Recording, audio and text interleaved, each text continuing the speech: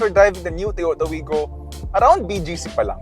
So this is just gonna be a short drive for how the car feels like. So Toyota Motor Philippines brought us here to take this car out for a spin before you probably guys will do. So here's the stuff that you're gonna find out immediately once you start driving the new Toyota Wigo. Oh, we have to mention that this uses a TNGA, or rather the DNGA platform that they had sa new global architecture. And with the DNGA platform, the new Wigo is actually quite significantly improved from the previous generation model.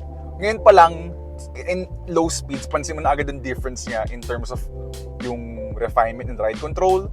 Usually kasi with first drives like these, hindi mo masyadong mapapansin agad yung mga differences or the nuances that have improved with the car. Pero with the migration to a new platform, actually ang pronounced ng mga differences and ng mga changes that were made to the Toyota Wigo. So apart from the better structure, mas rigid compared dati, and you know what?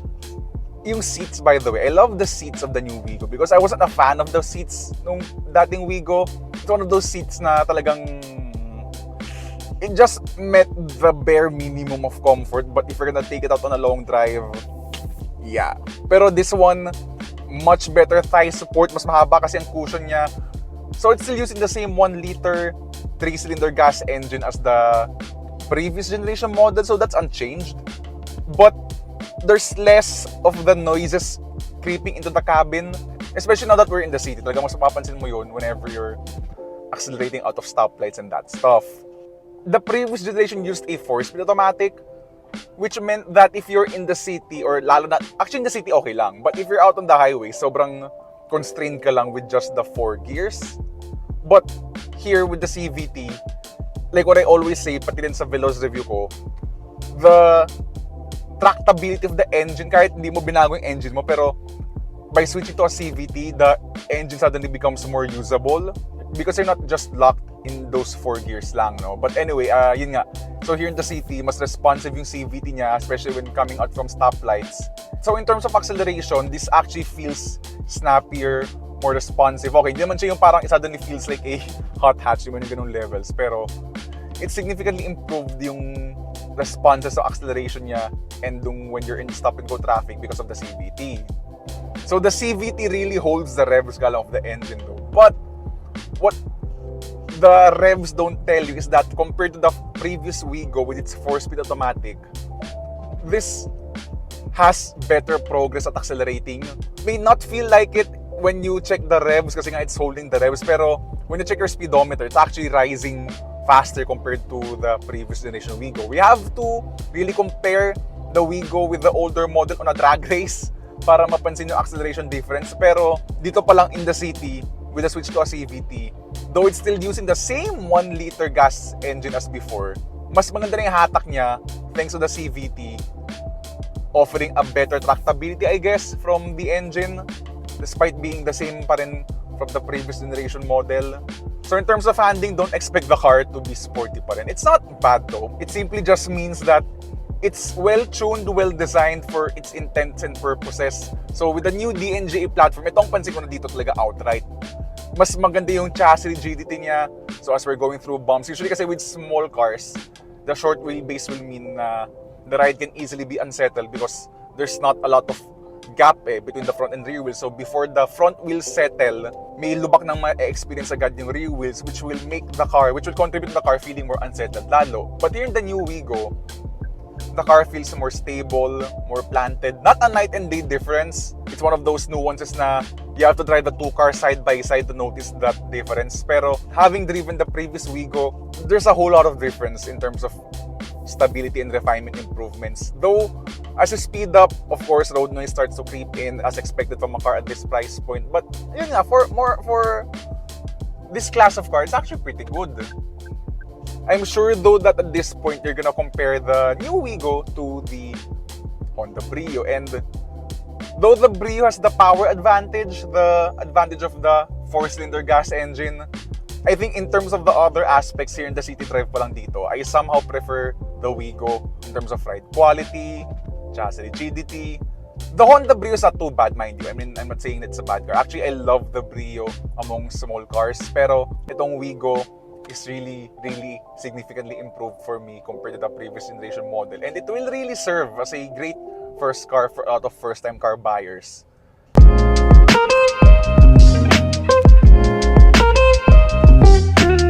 So now that we're crawling through traffic, I think this is a good time to talk about the car's interior feel and features.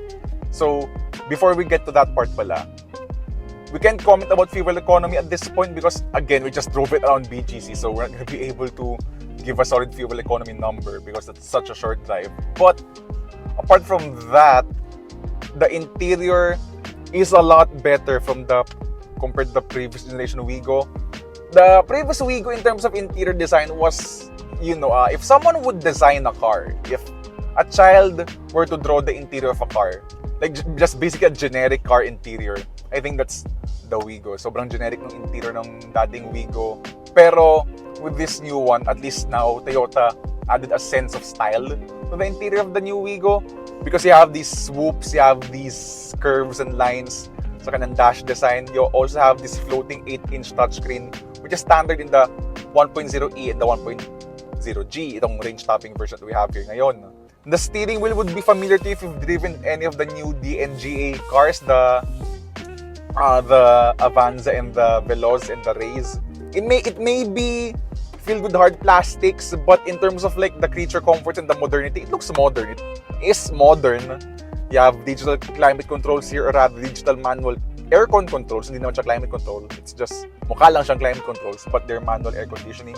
The switches feel basic though, but for 729,000 pesos for this range-topping model, or less even to the other variants, I mean, it's pretty good. Sobrang ganda na nung interior niya, especially considering the price. Here in the 1.0G, you also have smart entry with push-button start. You also have a reverse camera with parking sensors. And a nifty feature called a digital video recorder. So basically, a dash cam that's mounted on top of the rear view mirror. I also like the safety aspect of the Toyota Wigo because I always say this sa mga reviews ko, at least written. I like cars with electronic stability control standard. I usually don't talk about it because in the budget car segment, electronic stability control isn't usually equipped pa, even in the higher variants. But here in the Wigo kasi they managed to equip that feature in all variants. So kudos Toyota for giving the Wigo across all models electronic stability control and hill start assist, even the 1.0J manual. Then as for the exterior, of course it's a new car, so it's worth talking about the exterior always in a very new car. So in terms of the overall sheet metal, doesn't really doesn't really break the mold in terms of subcompact car design or super mini car design. But compared to the previous Wigo, this looks more stylish, more modern.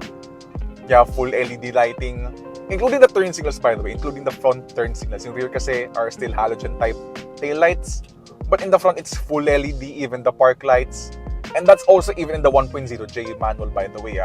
Of course, the 1.0J manual gets a set of hubcaps, pero sa 1.0E and G, like what we're driving right now, that gets alloy wheels. And so that's basically the gist with the new Toyota Wigo. So it's a car that feels better to drive, much more modern interior and exterior. So again, would I prefer this over the Honda Brio? I think I want to drive first these two cars on a full week. Pero dati I would recommend agad the Honda Brio. But here today, with the new Wigo, which is really improved from the ground up, I think, it suddenly got harder if you should choose the Wigo or the Brio. But given the price difference of the two cars, I think first impressions Toyota Wigo yata ako. Pero again, that's subject to change when I get both cars on a full review.